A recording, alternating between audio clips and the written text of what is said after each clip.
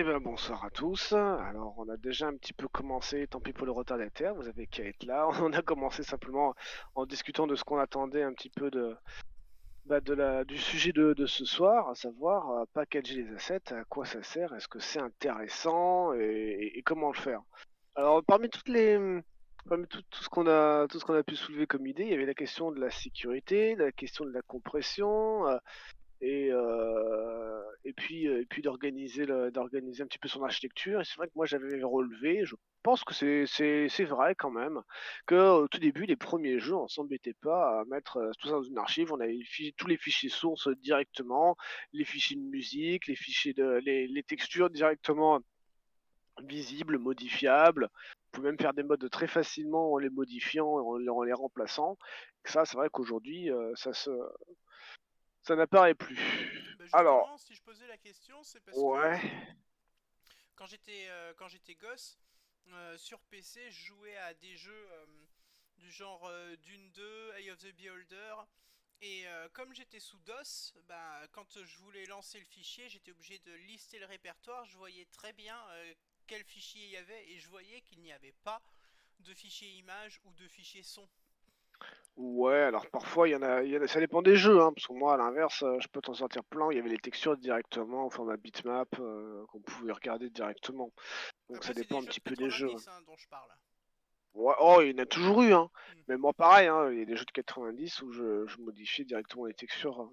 Donc on retrouve un petit peu les deux, mais c'est vrai qu'aujourd'hui on le retrouve quasiment de moins en moins. Pour moi, l'une des raisons, on l'a pas évoqué dans la discussion tout à l'heure, qu'on a pu avoir, mais l'une des raisons, c'est en fait depuis qu'on est passé au dématérialisé.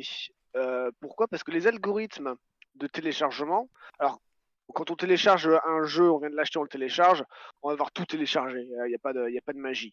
Mais souvent quand il y a des mises à jour, euh, on retélécharge pas le jeu entièrement. On télécharge pas le jeu entièrement, et pour autant on peut pas vraiment non plus se dire tiens on télécharge que la mise à jour.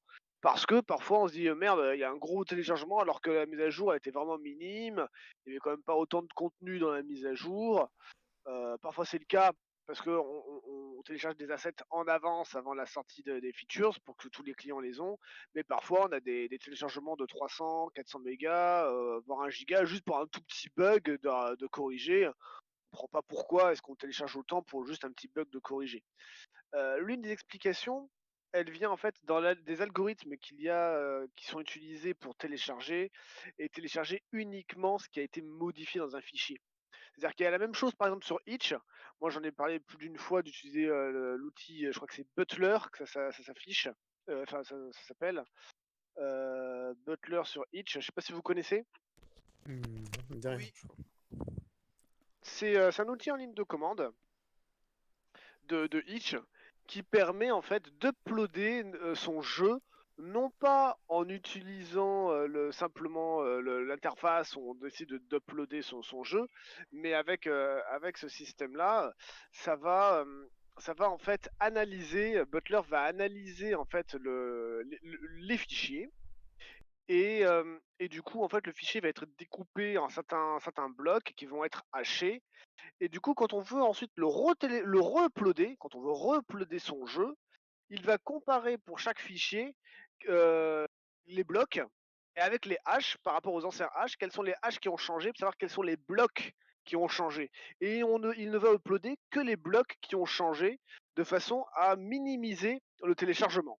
Donc ça c'est très intéressant si vous avez des gros jeux uploadés en utilisant Butler, vous allez pouvoir re-uploader les mises à jour de votre jeu, alors pas le jeu initial bien sûr, il n'y a pas de magie, mais à chaque fois que vous faites une mise à jour, il va essayer de minimiser la quantité de données à uploader en analysant uniquement ce qui a été modifié par rapport à ce qui a été uploadé la version précédente. Alors ça a ses limites, parce que comme ça fonctionne par bloc, si jamais vous modifiez d'un octet tous les blocs, et ben à ce moment-là, il va uploader entièrement le fichier comme s'il n'y avait eu aucune mise à jour.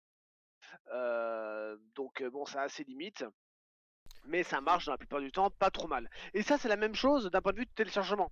sur Steam, c'est comme ça que ça fonctionne. Mais même avec Itch, Itch, la plupart des gens téléchargent directement par le site web, mais il y a un launcher sur Itch.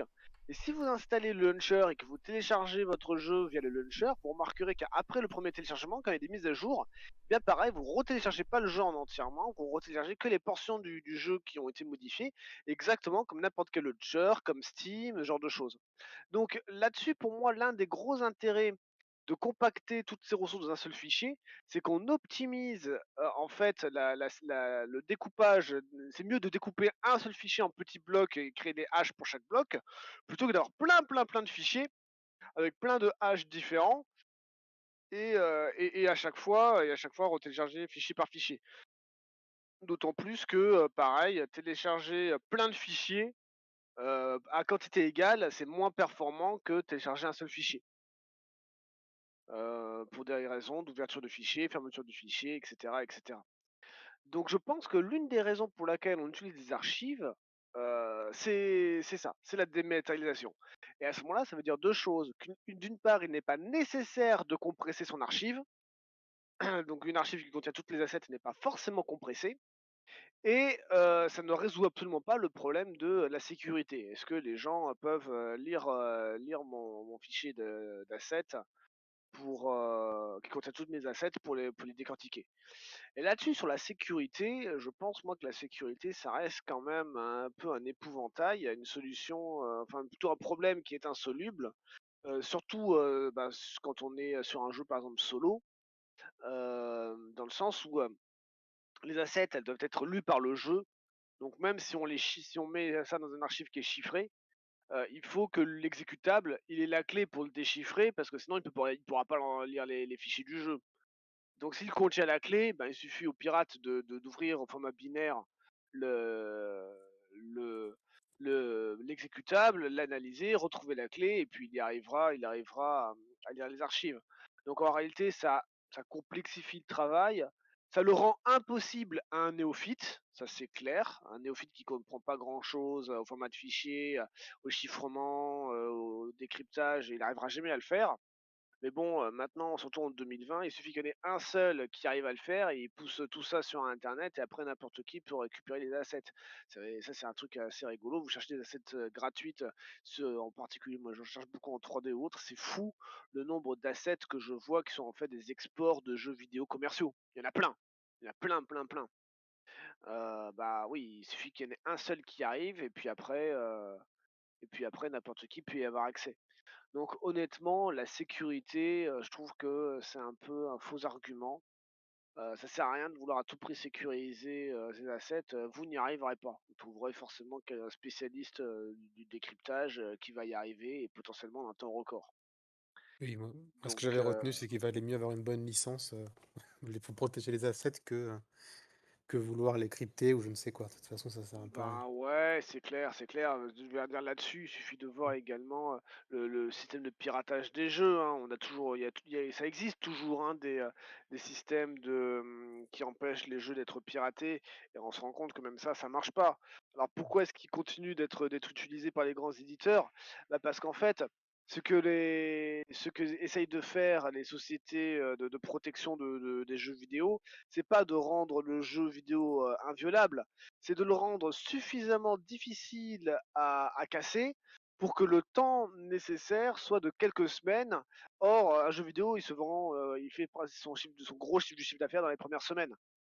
Donc en fait, les éditeurs vont quand même vers ce genre de solution pour protéger le business lié au lancement du jeu vidéo. Passer ça, après, ils s'en foutent. Et on l'a même vu plusieurs fois, hein, des éditeurs qui, passé 6 mois, décidaient de retirer la protection parce qu'elle ne sert plus à rien. Bah, le jeu a déjà été cassé, ça ne sert plus à rien, mais ça a protégé durant le début. Donc franchement, nous, à notre niveau, protéger ses assets, pour moi, ça ne sert à rien et c'est se complexifier la vie pour rien. Voilà. Pour autant, créer une archive, comme je l'expliquais, rien que si on veut le rendre facilement téléchargeable ou autre, c'est pas con. C'est pas con, mais mais oui, c'est très intéressant à faire. D'ailleurs, la plupart des moteurs le font, Unity, le fait, Godot le fait, Love en Lua le fait, on peut faire son archive, Love. Donc c'est vrai que tous ces outils-là, oui, moi je pense qu'il faut les utiliser. et ça sert pas forcément d'aller plus loin. Néanmoins, on va quand même voir, parce que c'est le sujet de ce soir, comment techniquement on fait pour aller plus loin si on en avait vraiment envie. Mais pour autant, dans la pratique, moi je déconseille de le faire. Si vous faites utiliser du Lua avec Love, moi je vous conseille de faire votre archive Love propre, qui pourra être avec, si possible, l'exécutable à côté pour que votre jeu soit en standalone. Et puis c'est tout. Il n'y a pas forcément besoin d'aller beaucoup plus loin. Mais bon, on va voir on va voir comment faire quand même pour avoir son archive. Alors je vais peut-être prendre une page et puis ensuite partager mon écran. Ouais, je vais partager mon écran et on va voir du coup une archive. Alors je me suis pas embêté pour l'archive, j'ai commencé à regarder. Hop, je partage mon screen. Voilà. Normalement c'est partagé, confirmé? Ouais. Mm. Ok. Alors est-ce qu'il y en a qui connaissent le format TAR? Ouais. Ouais. Oui, oui. C'est principalement connu de ceux qui vont sur Linux. Ce qui est intéressant, c'est que le format TAR, c'est justement un format d'archive, mais qui ne prend pas du tout en compte ni compression ni quoi que ce soit. C'est-à-dire que lorsqu'on veut avoir une archive comprimée, mais sous Linux, en général, on fait une archive TAR. L'archive TAR n'est pas compressée et après on la compresse avec des algorithmes comme BZ2 ou ce genre de choses. C'est là qu'on voit ça contenu par, c'est marrant, hein, on voit tar.gz, BZ2, voilà, on a l'extension de compression qui compresse l'archive, mais l'archive c'est un seul fichier qui contient plein d'autres choses. Et si ça a été créé à la base, bah, c'était pour pouvoir archiver sur bande, donc un ensemble de fichiers. Et donc on peut très bien soit faire un lecteur de fichiers tar, voire créer le sien, mais en réalité on va voir que c'est très facile de faire ce genre de choses. Il faut simplement savoir lire et écrire en binaire. Alors je sais pas si c'est un truc que vous avez déjà fait, de lire du binaire directement. Si. Mm. Ouais, c'est En déjà fait. exercice, oui. Mais... Ouais. Mais pas plus. Bon, on va faire quand même rapidement un petit rappel. Lorsqu'on veut, en fait, c'est que c'est un tableau, hein, tout simplement. C'est écrire du format binaire, c'est comme écrire dans un tableau où chaque valeur serait un entier, donc un integer, mais codé sur d'un octet. Donc en C++, ce serait le char, ou plutôt l'unsigned char, puisque on n'a pas de valeur positive. Là, le but, c'est vraiment d'écrire du bit à bit. Et donc, 8 bits, c'est 256 valeurs, hein, donc c'est de 0 à 255. Hop, donc ce qui nous fait bien nos 256 valeurs. Donc c'est ça qu'on va écrire, mais dans un tableau, de façon à avoir donc dans un tableau une valeur, par exemple 0, 255, 100, etc. On a plein de valeurs dans un tableau qui doivent toutes être comprises obligatoirement entre 0 et 255. Ça, c'est particulièrement vrai en Lua parce qu'en Lua, il n'y a pas vraiment de type de variable. Donc, il est important de bien borner ces valeurs entre 0 et 255. Ensuite, quand on veut écrire dans un fichier, eh ben, on ouvre le fichier et puis on va lire notre tableau et écrire les octets les uns à la suite des autres. Et quand on veut lire un fichier, bah, c'est pareil, on ouvre un fichier et pour chaque octet, on les remet dans le tableau pour avoir la représentation du fichier dans un tableau qui lui sera en RAM et qu'on pourra manipuler. Donc après, ce qui est un format en fait de fichier, bah, c'est uniquement ce que nous on en décide. Alors il y a des conventions de façon à ce que tout le monde fasse un petit peu la même chose, hein, qui sont les standards. L'un des standards de base, c'est le format .txt. Format .txt, qu'est-ce que ça dit? Ça dit que les valeurs binaires hein, qui sont dedans doivent être au format ASCII. Donc on écrit que du format ASCII octet par octet, ce qui permet à un fichier texte de pouvoir être lu, comme là par exemple, par un fichier comme un Notepad, parce que chaque caractère, y compris le caractère de retour de ligne, est encodé via la table ASCII sur une valeur. Donc je pourrais très bien enregistrer mon fichier et puis le lire par un éditeur hexadécimal. Je sais pas si j'en ai un d'éditeur hexadécimal. Non, ça aurait été bien d'en avoir un. Vous avez déjà utilisé un éditeur hexadécimal? Non. Bon, donc Oui, une fois je m'en suis ouais, servi. puisque c'est enregistré, on va peut-être quand même montrer un petit Ah bah, peu je crois que c'était rapidement ça comment en ça plus. fonctionne. C'est celui-là? HXDX, j'avais fait ça pour Ouais, pouvoir ouvrir télécharger. un fichier VBA. C'était quoi? C'était un. Ouais, Ah, c'était puis en plus il m'installe un setup, j'aime pas du tout ça. un PDF avec des macros, c'était pour pouvoir l'éditer. En open source, qu'est-ce qu'on a? Ah, je me demande si je l'ai pas déjà installé il y a longtemps celui-là. Fred, j'ai quelque chose là? Ah voilà, FRED, voilà j'en ai un. Tap, génial.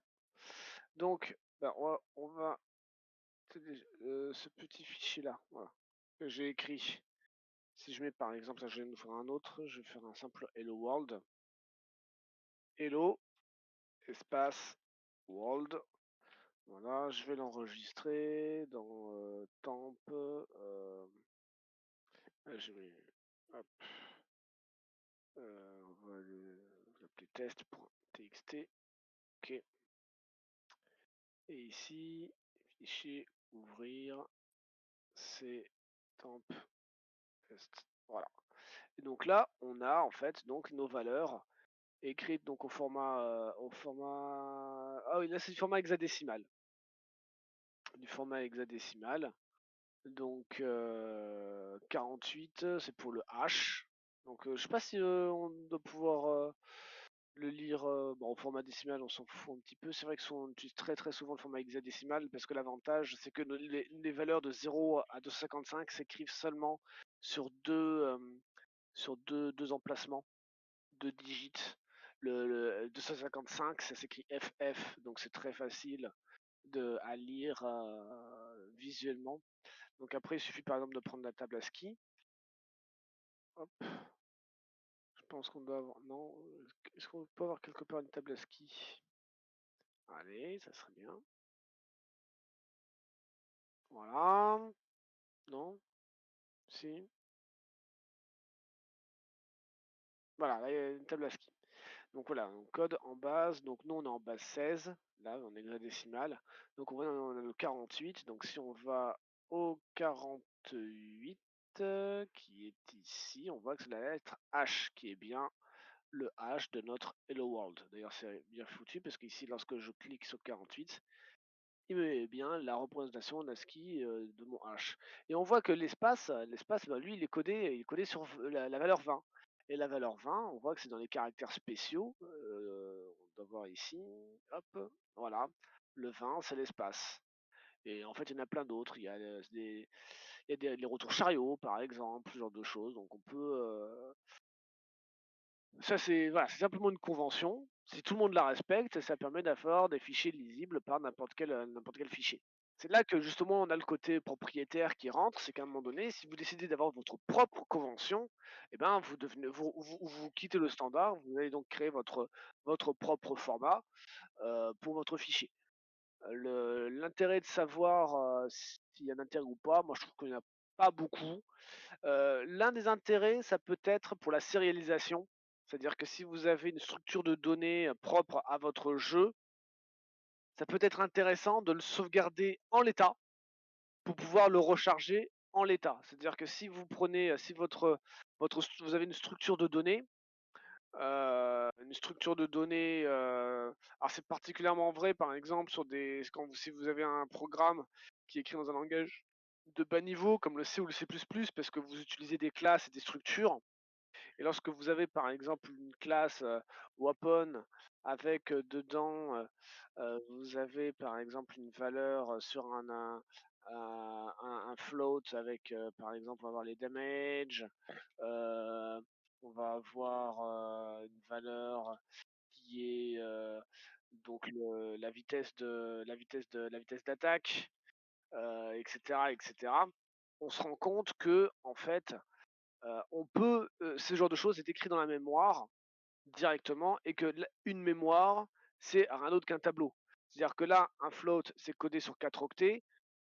On a un deuxième float, c'est sur 4 octets. Donc là, déjà, en fait, le weapon, c'est un tableau de 8 octets. D'ailleurs, on peut très bien faire quelque chose comme ça en C++, c'est-à-dire qu'on va prendre, un inside char.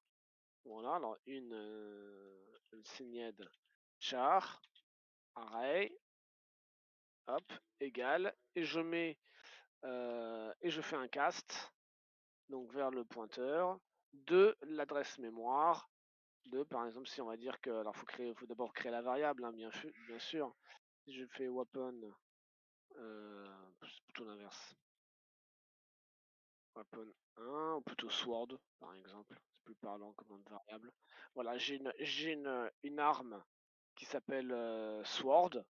Je récupère l'adresse mémoire de sword, je le caste je casse cette adresse mémoire en un inside char, j'ai ici mon array. Et donc, si je tape la case 0, en fait, là, j'aurai comme valeur la représentation décimale du premier octet de mon float. Ce qui ne correspond absolument à rien, bien sûr. Mais pour autant, c'est comme ça que ça fonctionne. C'est la mémoire, c'est comme ça que fonctionne la mémoire. Donc, du coup, si j'enregistre tout mon array directement dans un fichier, je vais pouvoir sauvegarder, donc serialiser ma classe de mon épée exactement comme elle a sa représentation à un instant T du jeu. Et pareil, si je la lis, donc là ici on pourrait avoir écriture write file, voilà, avec ici mon array, voilà, donc là ça enregistre du coup l'état exact au niveau de sa représentation mémoire de de mon arme. Et je peux faire pareil si je fais un read file et que le contenu du fichier, je le remets dans le tableau et qu'après je fais l'inverse, c'est-à-dire que je réécris le contenu de la valeur de sword de mon array, et je dis bah voilà, tu copies. Alors, en réalité, on va pas trop faire des casses, on va plutôt faire les mêmes copies, ce genre de choses. Mais pour recopier au niveau binaire la classe et réécraser toute la structure sans se poser de questions de savoir si c'est du float ou autre, on réécrit tous les emplacements mémoire parce qu'on vient de lire, et bien en fait on désérialise, c'est-à-dire qu'on remet la classe weapon exactement dans l'état où elle était. Donc ça peut être intéressant pour faire des sauvegardes très rapides de l'état exact de la mémoire. C'est faire une sorte de dump, hein, de la mémoire pour faire des sauvegardes. Je pense que il y a beaucoup de jeux qui fonctionnent comme ça sur des sauvegardes. Peut-être des jeux comme la série Les Elder Scrolls. J'ai toujours été impressionné par la vitesse de sauvegarde. Je pense qu'ils font ce genre de choses avec également, en ne sérialisant pas tout le jeu, mais uniquement les éléments qui ont été modifiés pour pouvoir ensuite restaurer les modifications à partir d'un jeu complet. Donc en gros, du coup, la sauvegarde ne contient que les modifications, mais de manière sérialisée, ce qui fait que du coup, on est obligé pour ça de créer un format propriétaire spécifique, parce que c'est le format, en fait, par exemple là, de mon cas, d'une arme. Et c'est forcément ça n'a absolument rien de standard. Ce serait quelque Donc, chose de pratique pour un jeu de construction, comme les Survival ouais, Sandbox, Conan Exile ou Valheim, où par tu as des exemple, éléments qui sont sur ta map, et que tu veux par pas exemple, passer par 40 exemple, ans à charger j'imagine. ta map. Ouais, ouais, c'est clair. Donc, typiquement, une sauvegarde, à partir du moment où on l'a fait en format binaire, c'est forcément du format propriétaire. Voilà, on pense souvent aux ressources, mais en réalité, le premier format propriétaire, c'est les sauvegardes. Voilà, les sauvegardes, elles sont forcément spécifiques à un jeu en particulier. Ça c'est évident. Après, bon, on peut toujours écrire en fait sa sauvegarde dans un format texte comme du JSON ou du XML, ce genre de choses. À ce moment-là, on est lisible par du texte. Néanmoins, les balises ou autres seront forcément propres au jeu, donc on retrouve toujours ce côté un petit peu très spécifique au jeu. Mais bon, ça c'est la base donc d'un fichier. Et finalement, écrire une archive, qu'est-ce que c'est? c'est finalement, imaginons que là par exemple j'ai mon fichier qui contient mon Hello World. Hop. Donc ça, oh, il m'a pas fait le copier, c'est juste ça, ça marche? Ah ouais, mais il me l'a écrit. Moi je voulais qu'il me le copie, mais au format au format hexadécimal. Je sais pas si ça marche, s'il peut le faire ça. Parce que dans les copies forcément au niveau binaire, bon c'est pas grave. Imaginons que là donc j'ai un fichier qui s'appelle Hello World. Et puis j'en ai un autre qu'on va appeler Toto Tata. Je pourrais très bien créer un programme qui va lire ces deux fichiers, qui va en faire. Donc on va avoir donc normalement deux représentations de tableaux. Donc dans le premier on aurait 48. Alors moi quand c'est de l'hexadécimal je mets toujours 0x. Non, c'est déjà par convention dans beaucoup de langages comme le C, C++, donc c'est toujours une bonne chose de le faire. Donc là, pour le hello, c'est le H, pour le petit E, c'est le 65, etc., etc. Voilà. Le T, je me souviens plus de ce que c'est. On peut regarder dans le T majuscule. T majuscule, c'est le 54. Donc on aurait 0x 54. Puis le O, c'est 0x6f. Voilà. Donc j'ai deux fichiers qui correspondaient à ça. Rien m'interdit de créer un programme qui lit ces deux fichiers, qui va créer un très grand tableau. Ce très grand tableau va en fait est la concaténation des deux. Voilà. Et ce tableau-là, je l'enregistre dans un fichier qui s'appelle archive. On va l'appeler propriétaire, par exemple. On va rigoler un petit peu. Et voilà, je peux faire ça. Je lis mes deux tableaux indépendamment, puis je les fusionne et j'enregistre mon tableau qui contient mes deux fichiers dans un seul. Et hop, je crée une archive. Alors le problème, c'est ensuite comment est-ce que quand je l'ouvre, ben, quand je l'ouvre, comment je fais pour savoir quel fichier, quel octet correspond à tel fichier? Ah bah là, en fait, j'ai pas sauvegardé de données qui me permettent de savoir ça. Donc c'est compliqué. On peut créer un Ce qu'il sommaire. aurait fallu faire, c'est voilà, un sommaire avec qui me dise où commence par exemple, un des trucs de base, ça serait la taille. Là, j'ai combien de caractères? Ou un séparateur. J'ai, tu vois, un séparateur en binaire, c'est impossible à faire. Ah ouais? Et t'as une valeur. Comment savoir si cette valeur est la valeur réelle d'une source ou c'est ta valeur de séparateur? Bah C'est peut-être ce avec type. un caractère ASCII que tu n'utilises pas dans tes fichiers. Et comment? Bah non, tu peux pas. Ils sont Tu peux tous pas. utilisés, les ASCII.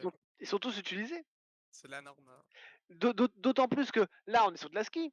Mais si je veux concaténer ensuite une image, et là j'ai du format binaire d'une image .jpeg, hop. Alors je sais pas quelle est la représentation des premiers octets, hein, mais on va dire que ici j'aurai encore du coup le contenu de mon image. Voilà, je vais marquer comme ça, le contenu de l'image. Comment je sais où ça commence, où ça finit, quelle est la taille de chaque? Je peux pas.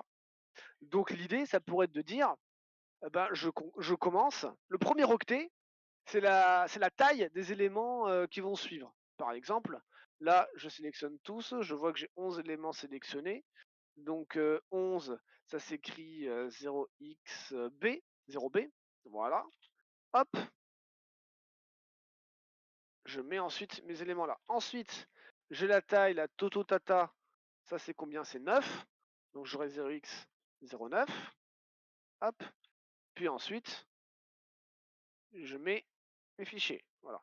Puis ensuite, j'aurai taille image. Hop. Virgule, contenu image. Etc. Et là, tout de suite, quand je veux relire ce fichier, bah, c'est très facile. Je vois que je fais une boucle en sachant que le premier élément, c'est le nombre d'éléments qui suit. Donc là, je vois que j'en ai 11, hop, et ben ensuite, j'avance dans ma boucle jusqu'à ce que je copie ensuite dans le buffer de ma première ressource les 11 premiers éléments. Dès que j'ai terminé, ok, ce fichier-là, il est rempli. Je passe au suivant. Le suivant, je regarde, je lis juste un octet. Oh, je vois que c'est 0,9. J'ai 11. Non, attends. 0,9. Si, c'est 0,9. Yeah. Donc là, je vois que j'ai 9 octets. Je lis les 9 octets, je les copie dans ma seconde ressource. Je lis le prochain octet, je sais que c'est la taille de la ressource suivante, etc., etc. Et donc, du coup, je peux écrire mon archive et la relire. Je sais replacer les éléments les uns avec les autres. Tu vois l'idée, Rafi? Ouais, c'est très clair. Voilà. Donc ici, en fait, là, ce que j'ai comme valeur, c'est ce qu'on appelle les métadonnées. Là, j'en ai qu'une, c'est que la taille. Mais en réalité, il y en a beaucoup plus. Par exemple, dans mon archive, on en a besoin de beaucoup plus. Dans l'archive, quand on regarde, donc voilà le principe, hein, donc on a plein de fichiers.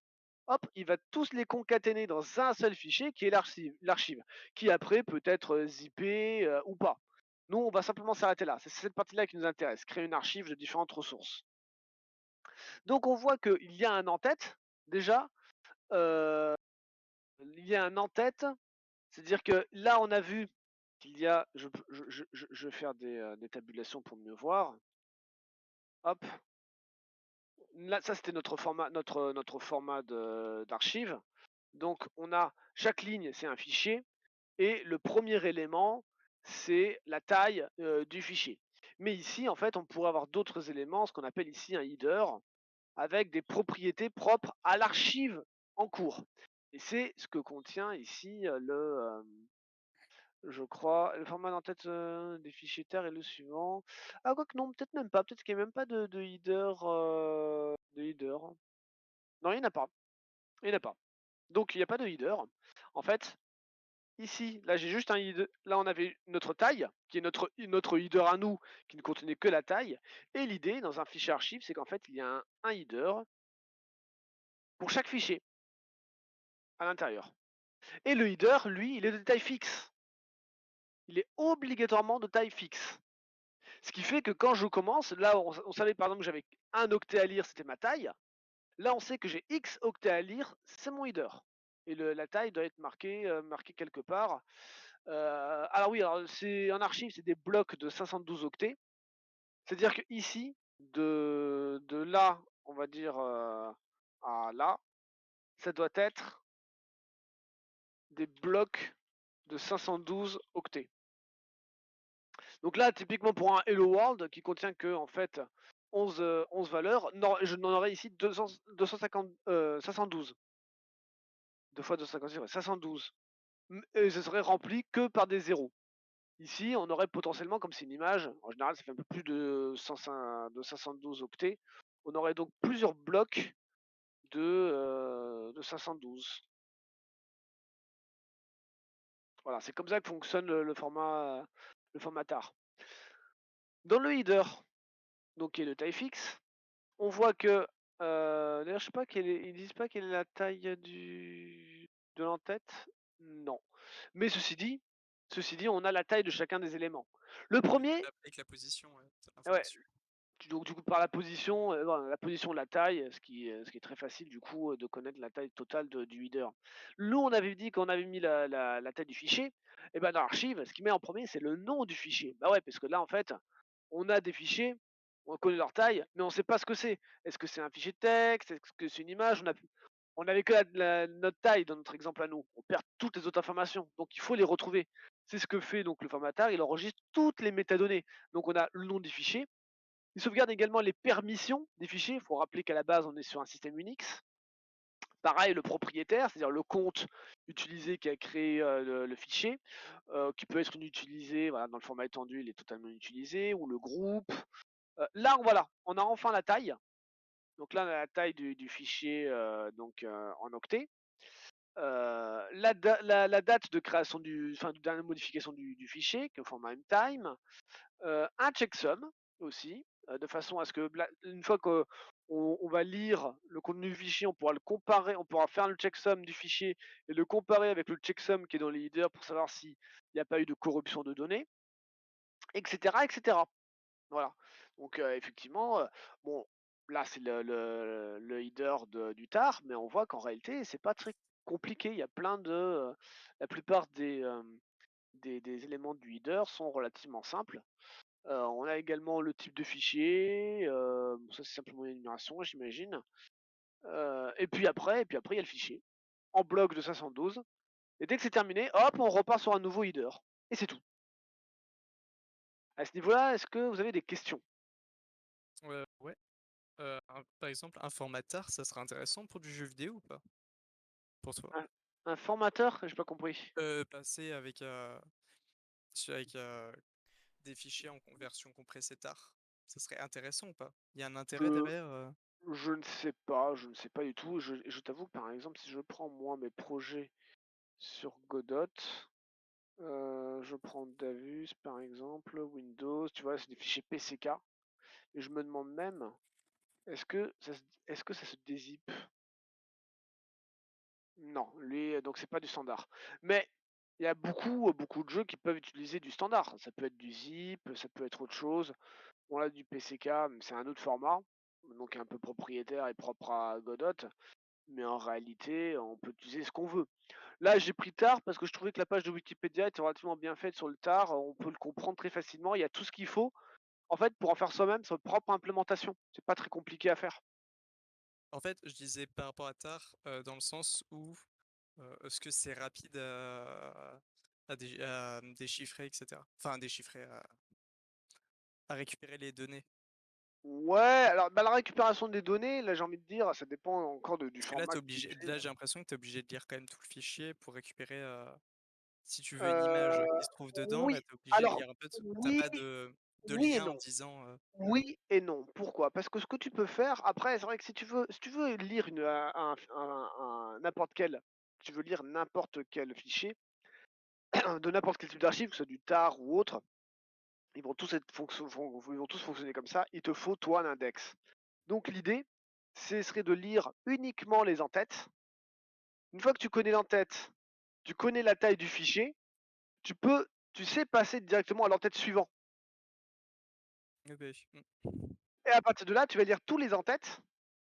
Tu charges tous les en-têtes et tu ne charges que les en-têtes en mémoire. Donc même si tu as un, un dossier, un archive qui pèse plusieurs gigas, en réalité, toi en mémoire, quand tu le lis, tu vas pas lire entièrement le fichier. Tu vas simplement l'ouvrir, positionner ton curseur au premier octet pour lire le premier header, tu récupères la taille, hop, donc tu sais où se trouve le header suivant, et tu sautes de header en header pour avoir finalement ton index directement. Alors j'imagine peut-être que dans un jeu vidéo, il faudrait également mettre cet index directement au début. Ton fichier est plus gros du coup, mais sera plus rapide à lire. C'est toujours une dichotomie entre les deux, hein. Si tu veux, plus ton fichier est gros, plus tu optimises ta lecture. Si on a des jeux qui sont très très lourds alors aujourd'hui, je pense que c'est parce on a quasiment plus de compression, de façon à charger très très vite les données. Elles sont lues directement, envoyées dans le bus à la carte graphique directement. On fait le minimum de compression pour gagner du temps et pas avoir des temps de chargement trop longs. Par contre, ça a un coût forcément sur la taille de ton disque. Mais l'idée, c'est de ainsi, on ne lit réellement le gros du donné que lorsque l'on en a besoin. Donc après, d'archive, effectivement, moi je pense qu'on s'en fout, hein. Que ce soit du tar, du zip ou autre, peu importe. OK». Parce qu'en soi, le tar, tu quand même le truc où c'est pas compressé du tout. Finalement, c'est Ah, juste, c'est pas compressé du tout. C'est tu pas compressé réunis, du tout. tous tes fichiers sous un même format et c'est tout, C'est quoi. pas c'est pas compressé du tout et je me demande si à l'heure actuelle, les données sont toujours bien compressées, quoi. J'en sais rien. Je Ouais, pense mais même pas, hein. dans le cas d'un jeu vidéo, est-ce que c'est, à part pour le téléchargement, est-ce que ça vaut le coup de compresser dans un fichier tes données parce que ça voudrait dire que au moment où tu lances le jeu, tu dois les décompresser et du coup rajouter un chargement supplémentaire. Ouais, c'est clair, c'est clair, c'est clair. Et là-dessus, j'ai pas trop de réponse. Je suis un peu comme vous, il y a pas de magie, donc forcément, oui, ça a un coût.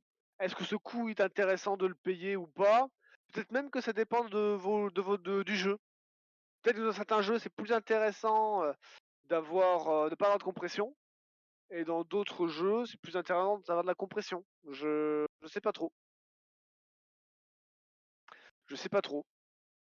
Ça dépend du jeu. J'imagine par exemple un Skyrim, le genre de jeu qui est absolument immense, faut peut-être mieux avoir de la compression. De toute façon, en streaming, tu as le temps, en fonction du déplacement de ton personnage, de charger en temps masqué les endroits assez loin de façon à ce que ça pose pas trop de problèmes. Tu vas peut-être potentiellement avoir des chargements longs quand tu veux utiliser le voyage rapide, mais tu n'auras pas de voyage long quand tu te téléportes sur une zone proche, genre t'es mort, tu reviens en arrière. Bah, normalement, la zone en cours, elle n'est pas déchargée. D'ailleurs, c'est ça qui est rigolo, hein. Vous regardez effectivement dans les Elder Scrolls, quand vous mourrez, vous rechargez la dernière partie.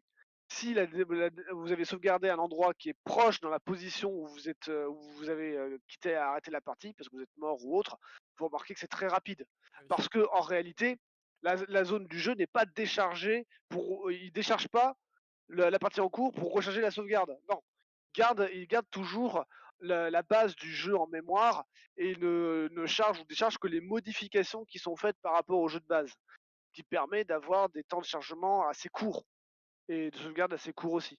Je suis persuadé qu'il y a un système comme ça qui fonctionne derrière. Donc, compression, pas compression, je dirais que ça dépend vraiment des jeux.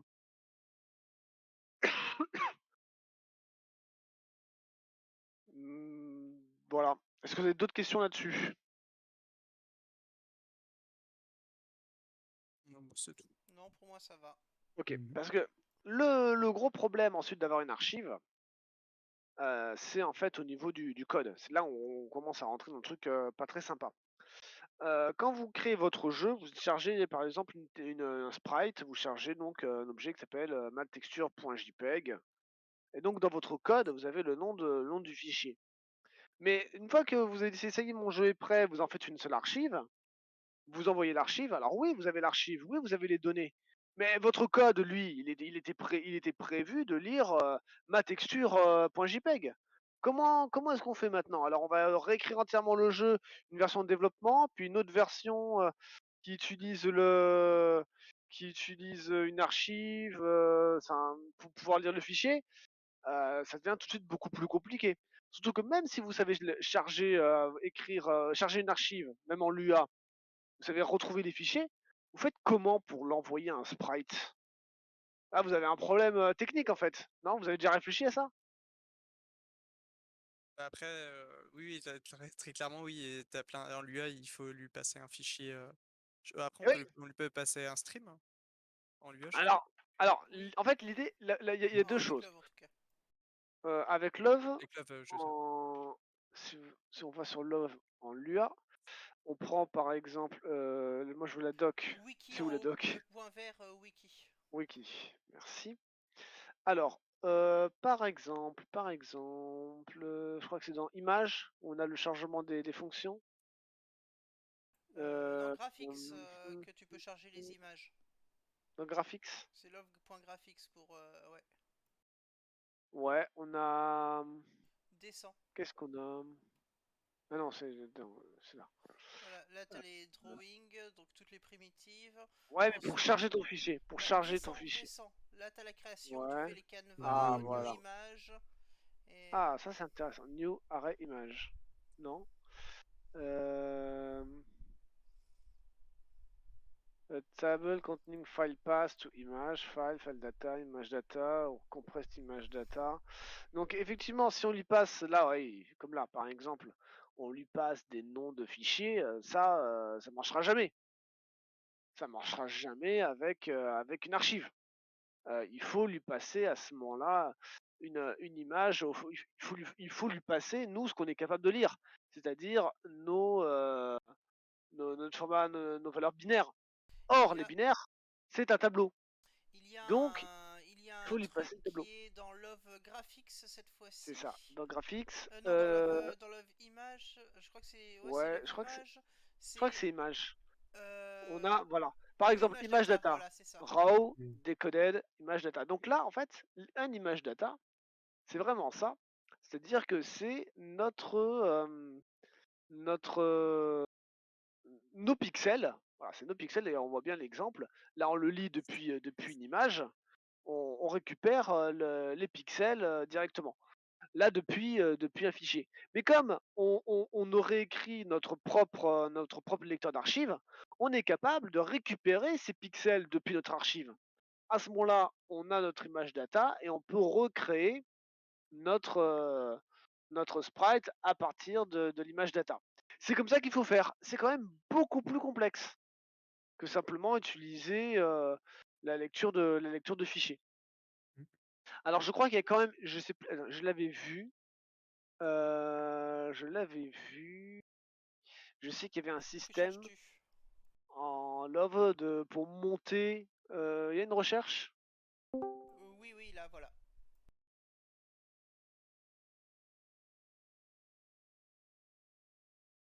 Non, enfin le système. Oui, Mount, ça permet Voilà. de monter des archives, tout à fait. Et ouais. Et donc c'est pour ça que si jamais vous voulez faire votre propre archive avec Love, je vous conseille de faire des zips. Voilà, faites des zips déjà parce que c'est très facile à faire, et ensuite parce qu'il y a tout ce qu'il faut Salut. en fait pour lire des zips directement dans Love. Là en gros, en faisant un file system mount, c'est-à-dire qu'on est en train de dire à Love, considère que cette archive est accessible comme si c'était un fichier. Donc on lui passe l'archive, on lui passe le mount point qui est en fait le. Alors je suis pas sûr qu'il y ait des exemples. Si, là il y a un exemple, voilà. Sinon, On tu le charge. montes. Ah, Non, non, c'est ça, c'est très bien comme c'est un exemple. string, Regarde, c'est un string que tu dois regarde. mettre le moon point, ouais. Ouais, on dit de charger notre archive. Et ensuite on le dit où est-ce qu'on le trouve maintenant au niveau du moon point, comme si c'était un dossier. Et ensuite, dès que tu veux charger une image, un sprite ou autre, tu as juste à mettre le nom que tu avais, dans lequel tu as monté, ton archive, donc c'est-à-dire ton dossier virtuel, et tu Ouais, c'est charges ça ton ce que j'allais image. dire. Content, il est en mémoire là. Quand tu Ouais, le. Ouais. content, c'est juste ton dossier virtuel. C'est le dossier Ok, virtuel. Et donc du ouais. coup, par la suite, dès que tu vas vouloir charger un fichier, qui est donc content, où tu mets ce que tu veux d'autre, en réalité, il va le chercher dans le zip. Et là, finalement, tu te retrouves avec exactement ce que tu voulais faire, c'est-à-dire charger n'importe quelle ressource depuis une archive. Mais là, donc, tu es dans un zip. D'accord. Tu remarqueras par ailleurs que je ne crois pas que dans le mount, tu puisses mettre un mot de passe, dans le cas où tu as Ouais, un c'est ce zip qui est que je protégé par un mot de regardais passe. et j'ai Voilà. Ah vu bah que j'arrive au c'est bon Et pas. parce moment, que, j'ai fait une librairie là-dessus. et parce que ça ne sert à rien. À partir du moment où tu dois mettre ton Salut, mot de passe, voici. Salut. tu vas devoir mettre quelque part en dur dans ton programme ton mot de passe. Ouais, Donc, Ouais. ça ne sert à rien. Tu ne peux rien, tu ne peux pas sécuriser une archive de cette manière-là. mais ce que tu veux dire, c'est que quand tu décompiles le programme, tu vas voir le mot de passe, c'est ça que tu veux Forcément. dire? Forcément. Mais de toute façon, parce que moi du coup j'ai fait des recherches là-dessus, et effectivement enfin les mecs ils disent bien qu'il n'y a aucun moyen de sécuriser totalement, mais c'est juste, enfin c'est la différence entre, ok, tu peux pas empêcher les gens de cambrioler s'ils ont vraiment envie de cambrioler ton appart, mais maintenant ça veut pas dire que quand tu pars en vacances tu laisses la porte ouverte. Tu vois. C'est vrai. Maintenant, après, il faut voir un petit peu de quoi on parle. C'est-à-dire qu'en tout cas, nous, à notre échelle, bon, parce que effectivement, c'est toujours bon à savoir. Maintenant, est-ce que ça vaut le coup de le faire? Nous, à notre échelle, j'ai envie de dire, c'est beaucoup d'énergie pour potentiellement ne pas arriver à beaucoup de résultats parce que on n'est pas des spécialistes. Quand on prend des jeux des AAA, etc., c'est même pas eux qui font la sécurité. Ils font appel à des boîtes externes qui sont spécialisées là-dedans. Donc, qui te dit que toi, si tu veux te mettre à créer ta propre sécurité, tu vas pas créer une sécurité qui va être cassée en moins de 24 heures par quelqu'un qui est un petit peu bidouilleur et Ah, qui c'est s'y sûr. connaît autant que toi. Ouais. Donc, en plus, comme je le disais au tout début, Ouais, c'est ça ce maintenant que j'allais dire, on l'a vu au départ. on est sur Internet, enfin en 2020, tout le monde est sur Internet. Il suffit qu'il y ait un seul qui y arrive et il le met en ligne et tout le monde peut l'avoir. Ah bah ouais. Bah, de toute façon tous Donc, les jeux sont craqués, donc c'est bien qu'il n'y a aucune solution, hein. bah, non seulement tous les jeux sont craqués, tu vois que même les grands spécialistes et leurs jeux se font craquer, ils se font craquer en quelques semaines.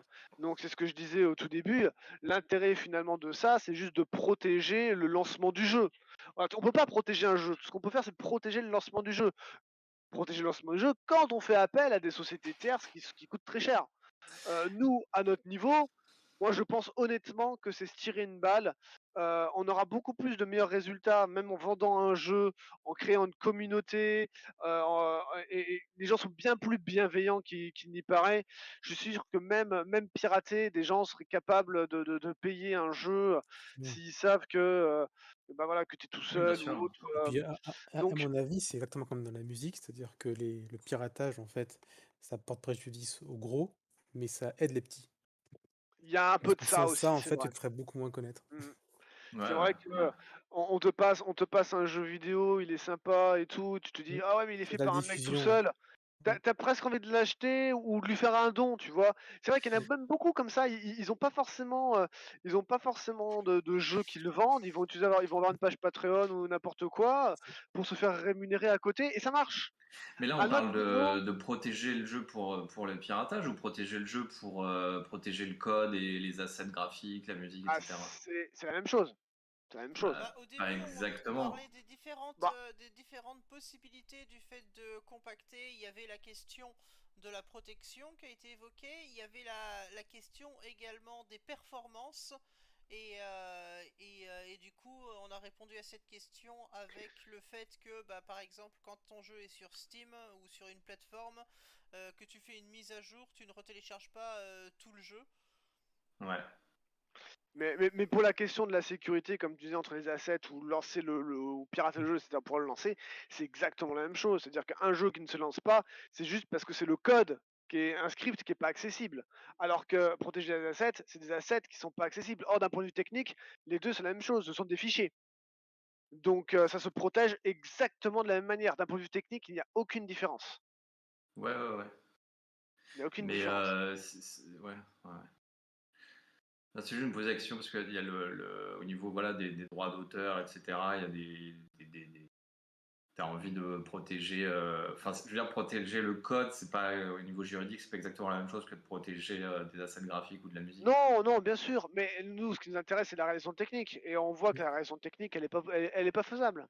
Ouais, Et ouais, bien sûr. comme je Elle est disais pas tout à l'heure, faisable. en fait, Donc, pour protéger, c'est une bonne licence qu'il faut. C'est tout ça, en Ouais, fait. ouais, c'est ça. Bah, Pas c'est une ce bonne... qu'ils disent, c'est ce qu'on retrouve partout sur les forums, hein. Ouais, ouais. Si t'as une bonne bah ouais. licence, en fait, ton truc sera peut-être piraté, mais par contre, s'il est utilisé à des fins commerciales alors que c'est toi le propriétaire, bah là, Ouais. bon, c'est Ouais, ouais. assez...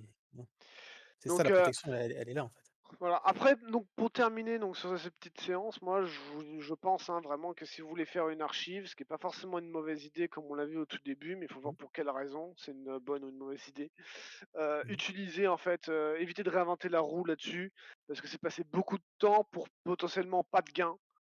Puisque le seul gain qu'on peut avoir, c'est simplement avoir un fichier plus simple pour pouvoir le rendre téléchargeable sur les plateformes, les mises à jour, ce genre de choses. Donc il vaut mieux utiliser les techniques mises à disposition déjà dans le moteur ou l'outil que vous utilisez. Donc avec Love, bah, utilisez principalement le zip pour faire un point Love. Voilà, c'est vraiment ce que je pourrais conseiller. Même si absolument vous voulez avoir une autre archive, à ce moment-là, il faut utiliser le file system mount qui solutionne absolument tous les problèmes. Sinon, pour les autres moteurs, en général, tous les moteurs ont leur propre système, que ce soit Godot, Unity, enfin, je crois qu'ils ont tous un système pour pouvoir zipper l'archive. Donc, utilisez plutôt celle-là. Mhm. Mhm. Il y a Relib là, qui vient de sortir justement son système d'archives pour protéger tous les assets, etc. Enfin, pour faire un package et en plus les protéger, quoi. Ça vient d'être. J'ai vu sur le Discord, là, ça a été annoncé.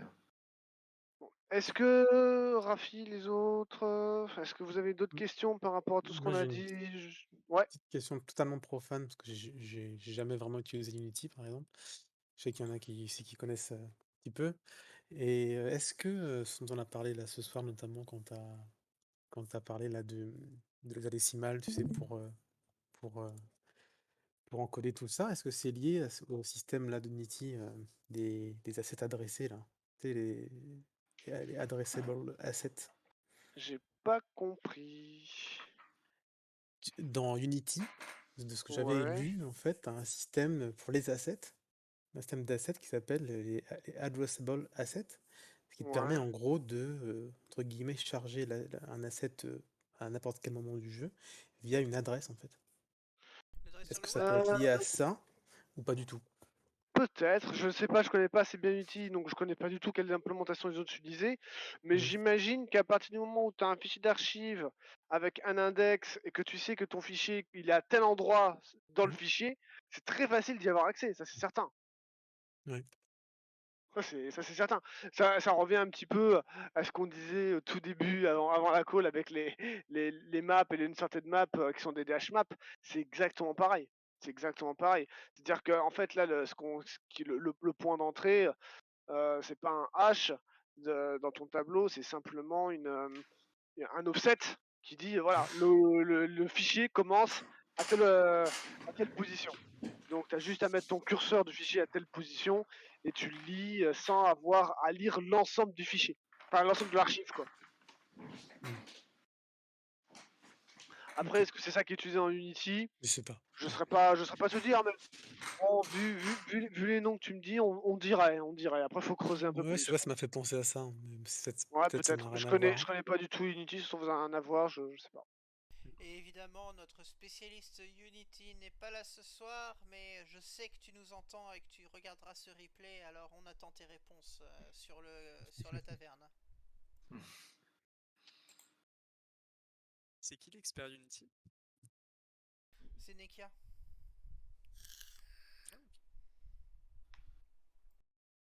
Bon.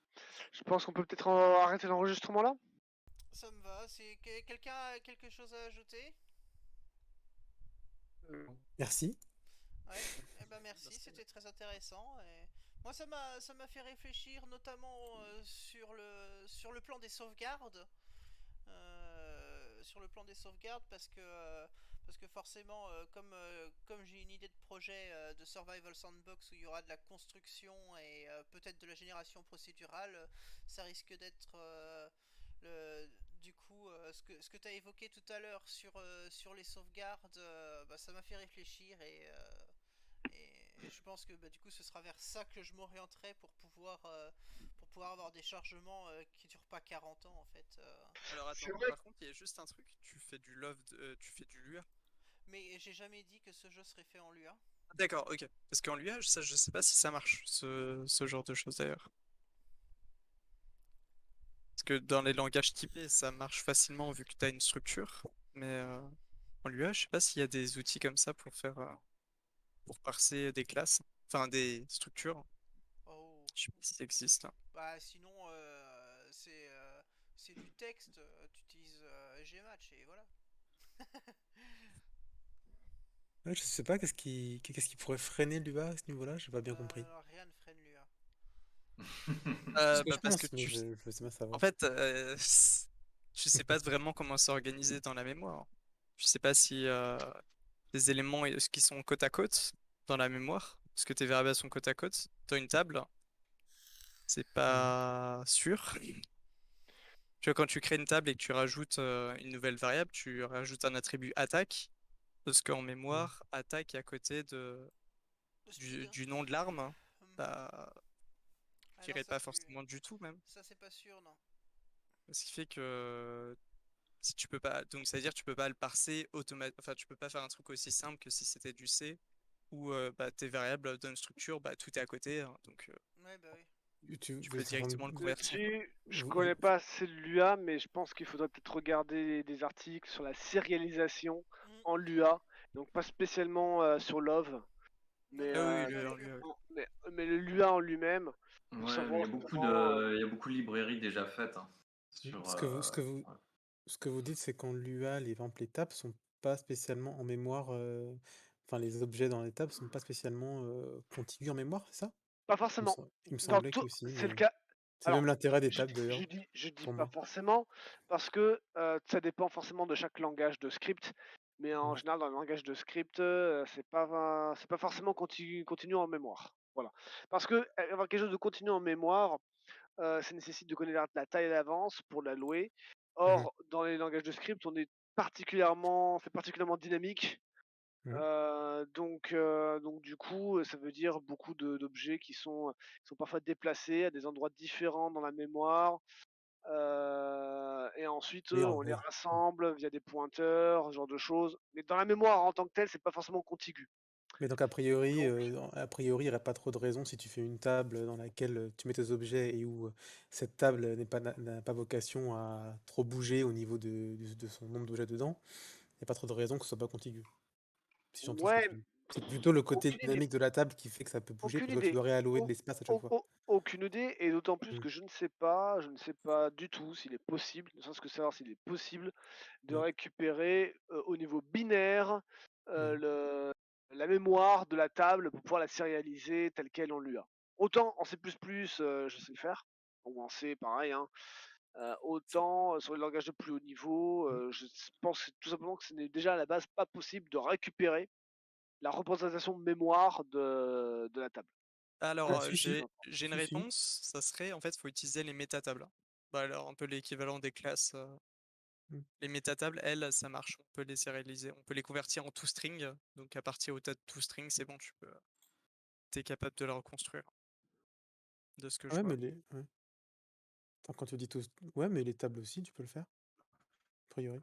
Ah! C'est ça que ouais, ouais.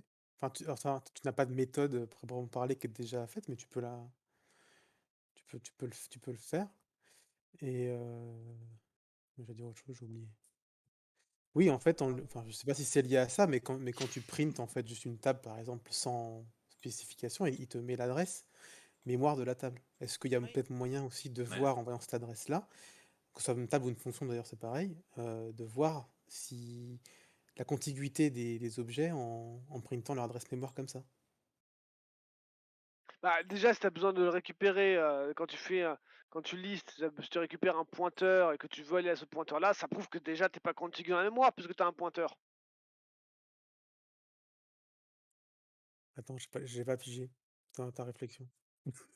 J'essaie de Là, tu voir es le en lien. train de dire que tu récupères l'adresse mémoire d'un objet pour aller regarder, la mémoire de cet objet-là et quand tu I vois que ça contient d'autres objets, d'aller voir l'adresse mémoire de ces autres objets. C'est bien ce que tu dis? non, je disais, en fait, simplement que comme de toute façon, là, je parlais vraiment des tables en elles-mêmes, c'est que quand tu printes ta table, tu vois son adresse mémoire. Bon, c'est comme c'est ce qui sort, il y a une telle adresse mémoire qui sort, en fait. Il y a Ouais. marqué table, je sais pas quoi, et plein de trucs derrière, et en fait, est-ce que ce qui sort là, heu, finalement, les objets qui sont dedans sont d'une façon ou d'une autre liés à cette adresse-là? Ou Très certainement, ou pas? très Avec Tu un vois? certainement, pointeur, ouais, c'est ce qu'il Avec disait, un ça ah, peut c'est ce être que un tu disais, pointeur. d'accord. Ça peut très juste, certainement, mais Ouais, un d'accord. Ouais, tu mais un si je lien vois. en disant, bah, tu un tableau derrière qui te dit, Mmh. bah, ici, C'est tu là que pourras tu vas, quoi. accéder à cette variable-là. Mmh. Ouais, j'ai compris. OK. Mais, et le problème, c'est que si par exemple un tableau d'objets Mmh, et quand tu regardes les différents objets, tu vois juste des adresses mémoire de différents objets, ça mmh. veut bien dire qu'ils sont pas contigus, ces objets-là. Ils sont pas forcément Ah oui, oui, contigus. mais par contre ça, tu peux pas voir les adresses mémoire, par exemple, d'une variable. C'est surtout quand c'est pour Et les puis, et tables et puis les surtout, fonctions, et puis c'est le cas. surtout quand tu as, Mais et c'est un peu là voilà. le problème. C'est pour ça Ouais, que je pense pas que ce ouais. soit possible dans un Mmh. langage de script, parce que D'accord. normalement même une simple variable a une adresse mémoire, et à Mmh. partir, il faudrait pouvoir voir quelle est la valeur binaire de la mémoire à Mmh. l'emplacement de la case, et ensuite également lire la taille mémoire de la case suivante et Ouais. dans la mémoire, dans la RAM. Ouais, c'est Ça, intéressant de voir. En C++, il y a aucun problème. D'où le Mmh. fait que tu peux, si tu te trompes d'un simple size off ou autre, tu peux clairement, planter ton programme parce que tu écris d'autres variables. Par Mmh. exemple, tu fais un tableau, tu réécris toutes les valeurs d'un tableau, seulement, dans un for, seulement ton for, il va plus loin que ton tableau. Ça va Mmh. marcher sans aucun problème en C. Par contre par contre, à l'exécution de l'instruction suivante, tu as potentiellement réécrasé d'autres valeurs qui ont rien à voir avec le tableau. Ça, c'est un Ouais, truc je qui est vois. assez rigolo. C'est que par exemple, si tu crées 2 chaînes de caractères, par exemple une chaîne, username et une chaîne password, tu crées 2 valeurs différentes. À partir de username, à partir juste du pointeur d'username, tu peux retrouver le password. Pourquoi? Parce qu'il suffit de regarder, par exemple, ton username fait 32 caractères, il suffit à partir du pointeur de l'username de lire 32 caractères, puis 33, puis 34, et de continuer dans la mémoire jusqu'à ce que tu arrives à trouver le password, et tu le trouveras. Parce que tu peux accéder à n'importe quelle valeur de n'importe quel emplacement mémoire. Et ça, dans un langage de script, c'est pas possible. Bon, Je vois. bah on C'est a pas assez dans la mémoire. On a pas mal divergé du sujet de base, du coup, Oui. bah, je vais couper l'enregistrement là. En tout cas, voilà, c'était très intéressant, je trouve. Et Ça merci diverge et Seb. diverge, c'est énorme. Et bah, du coup, merci Seb pour Ouais, toutes ces merci, hein. précisions. C'était bien cool. Je vous en prie.